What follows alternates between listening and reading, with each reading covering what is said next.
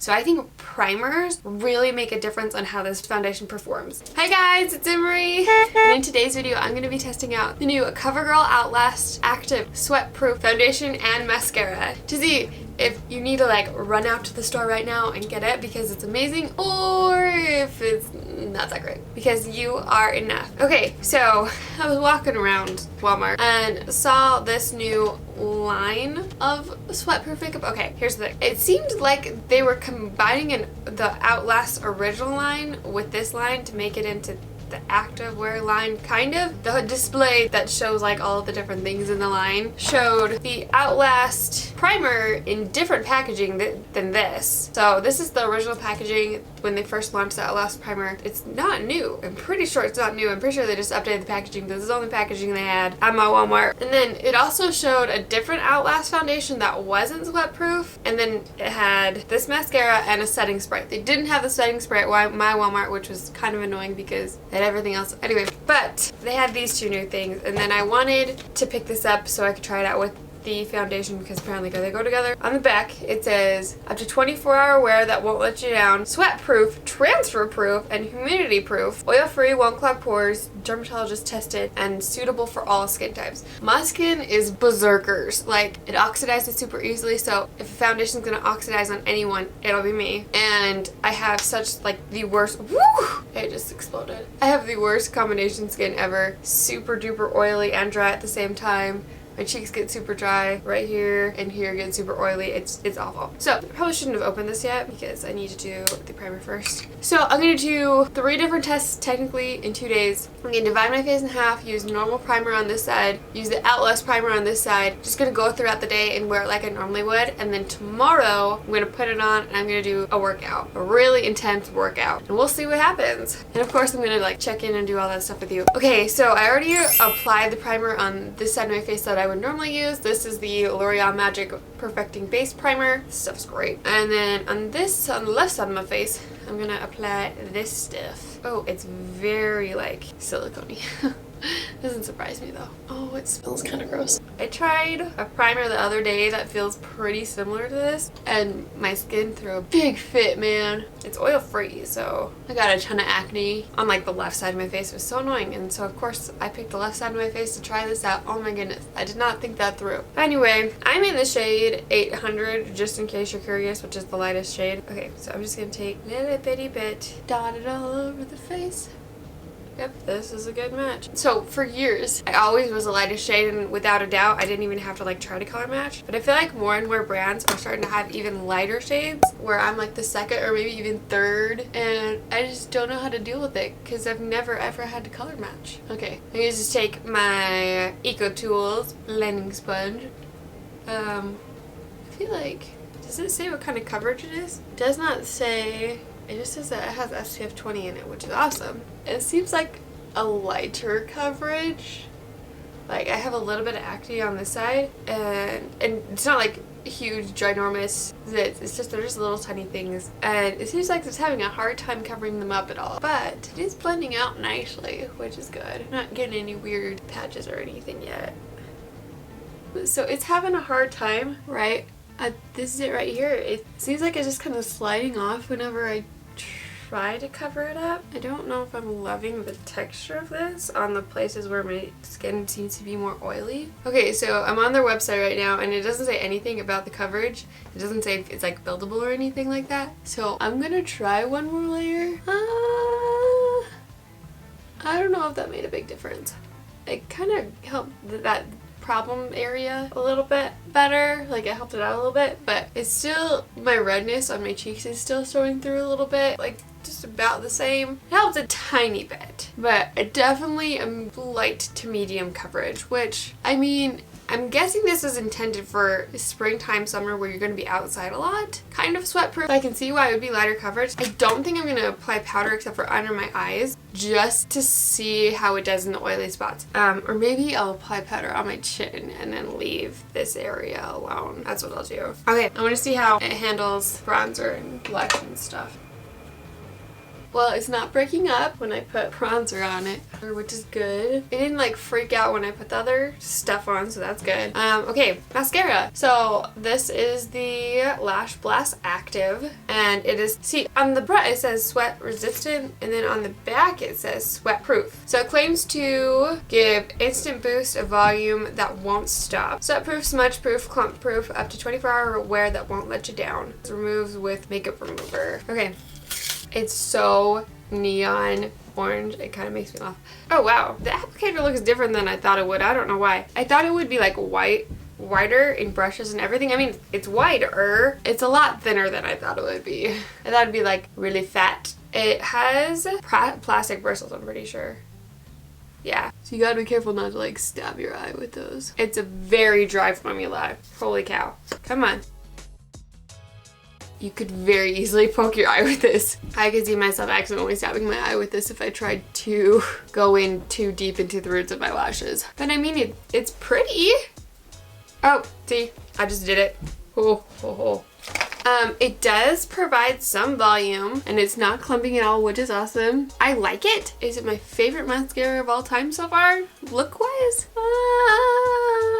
Lash Paradise provides more volume. But I want to try second coat, see what happens. That's better. Yeah, that second coat helps, for sure. And it still doesn't clump up, which is nice. So if you like volume without clumping, like basically no clumping, you might be a fan of this. I'm curious to see how it dries down all the way. I don't love that you can like poke yourself in the eye if you try to get too deep into the root. Okay, makeup is done. We're good. I'm gonna go about my day. What time is it? It's 10 a.m. I'm gonna see how long it can go. If it can last 24 hours, not really. I'm gonna go to bed, but it probably won't be until like 1 a.m. So it's got a minute. This is what the foundation looks like now. We're all done. I'm gonna be doing check-ins throughout the day as things change. If nothing changes at all, you'll just see one check-in before I take my makeup off. But if anything changes, you're gonna see it. Okay. Okay, so it's been about 3.5 hours. I've come here with some positive and some negative updates so far. So one thing that it is definitely 100% true on both sides with both primers. I was going like this at my desk, and like I didn't care that I was wearing foundation because I wanted to see how transfer proof it really is.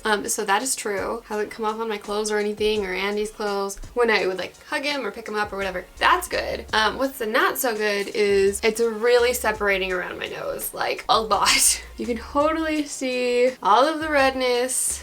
Oh, my lipstick's coming off too, man. Dang it. I was trying out a new one. Like all around here, all that, it's not a big fan of. But besides that, it's looking about the same. So I'm thinking it might not be for the oily skin people, even though it says it's for all skin types. But we'll see. Okay, it is 8:55. So I started at 10 or 10:30, I can't remember. It hasn't even been 12 hours. Any places where I'm more combination to normal, so like my cheeks right here, my chin, this area looks pretty good. It hasn't really worn off at all. Well, it's worn off just right there, right there. I think that's about it. My nose looks horrendous. It's awful. I don't see a difference in primers. I did put powder on my chin just to see if it would be worth it to try powdering at all tomorrow, and I don't know if it was just because I don't get super oily right here, if it's because of powder. So tomorrow, I still want to test it out tomorrow. I want to do half my face powder with all of the same primer, I think is what I'm gonna do. And wear it for a couple hours because I could kind of tell by like 3 hours how it was gonna like end up for the rest of the day. So wear it for like 3-ish hours and then exercise and see what happens. I'm very curious to see what happens. I'm going to take this hot mess off now. Okay, so it's day 2 of the test, and I realized I forgot to give you my final thoughts about the mascara last night. So I liked it. It didn't fall. It stayed put. It's not my absolute favorite mascara ever. It's interesting. It's very dry formula, but it doesn't dry down 100%. It's not like it transfers or anything, but it's almost waxy is the best way I can phrase it. And it was really hard to get off. So I don't love that. And it didn't give it quite as much volume as I would like, and the wand's really pokey.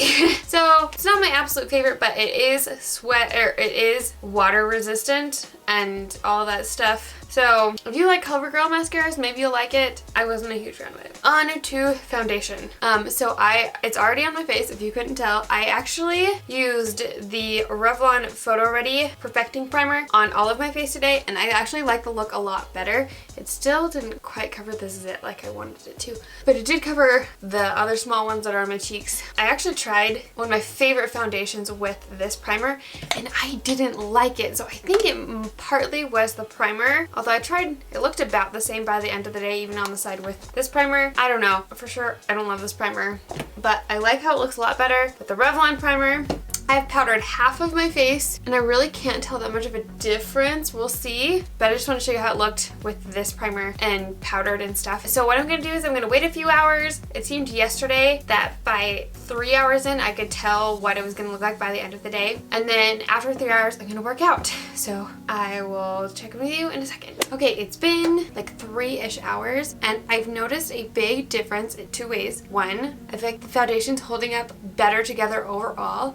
So I think primers really make a difference on how this foundation performs. And as for the powder, I see a little bit of difference. I see as much of a difference as I normally would if I use a powder versus didn't use a powder. So I think you'll be able to tell if you need a powder or not. It's in good enough like wear that it's in good enough condition, like 10 times better than yesterday, especially around my nose. Like around my nose yesterday, oh, it was a nightmare. That is poking through a little bit. I highly recommend the Revlon Photoready primer if you have no clue what kind of primer you want to use.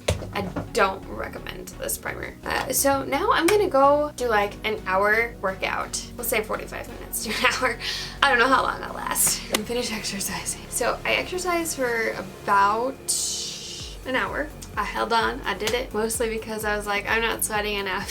I don't sweat super easily when I work out, and so I just gave it my all, and I think I did it. It's been about a half an hour since I exercised. I looked at it right after I was finished, but I wanted to wait a second just to see what it looked like right after. Like if you could like exercise, or you could be like sweaty from running around having fun in the summer or something, and it would still look good if you like went to a party a couple hours later. It's kind of a hot mess. You can see all my smile lines, the lines in between my eyebrows. It's like separated basically all over my face, especially on my forehead. It looks very cakey. It's like gone from the edges of my nose. If I like squint, I look a lot older than I really am. That's saying something, because I'm normally accused of looking a lot younger than I really am. But it's just a hot mess. So, final thoughts. If it has the right primer, it can last longer. It can do a good job working as a normal foundation. I do not think by any means it is sweat proof. It just looks like a cakey mess, but it doesn't last even close to 24 hours, and it's definitely not for all skin types of man. If you don't have like oil, like